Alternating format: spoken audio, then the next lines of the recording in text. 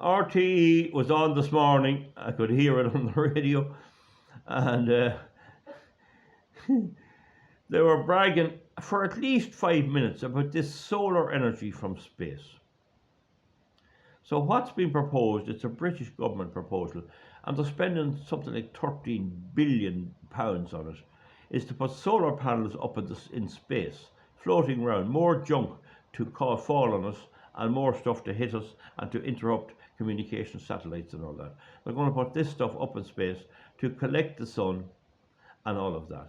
So they were talking to a fella from a university, I think it was Queen's in Belfast, or was it the University of Ulster? I'm not sure, but he was on anyway. And if he wants to contact me, by all means, do. So there was a lady on, and again, I couldn't catch her name, and I listened close. One of about 35 with the usual Dublin 4 accent, and she's so good, and she's such a wonderful, and she had good diction, I'll say that.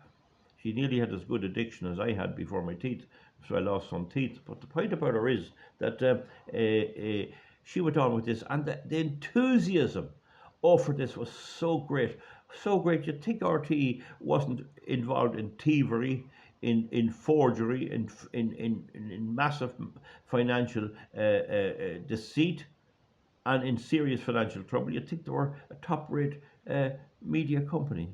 And she was on about this and on about this anyway, and how it was going to work and everything. And the thought never occurred to her of how you would get the solar energy from the solar panels in space back to the ground. Now, the fella from the professor that's helping with this from the university somewhere in Northern Ireland did mention it. They were working on this. Well, Nikola Tesla tried that 70 years ago. It doesn't work. When you send out radio signals, they are only a disruption of the atom in the transmitter, and the signal is very weak. The amount of energy, even from a big transmitter, wouldn't move a match along a table. That's how weak it is. It has energy, but it's tiny. So you can't move it that way. You can only move it through conductors, by means of cables.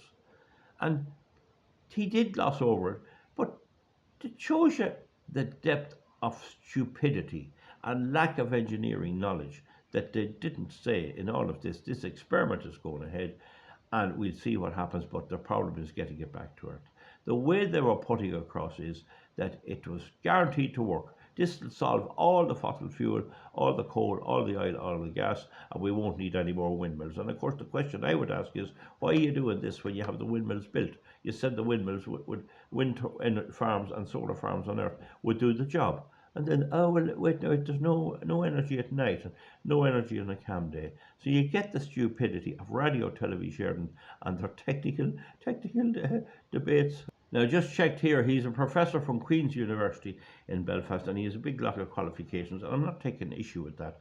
But the lady presenter, when he was done all the talk, says, how long will it take to develop this till we have this great energy source from the sky? And he said 18 years. And this has been broadcast out today on RTE, and if you didn't listen carefully, you'd think it was coming tomorrow, like, you know. Now, nobody asked the question, what's going to happen if there's cloud? These things are above the cloud, so how is any beam or anything going to be got down through the cloud? More ridiculous stuff. Comment underneath. Short video there. Good luck. We'll see you back. Thank you.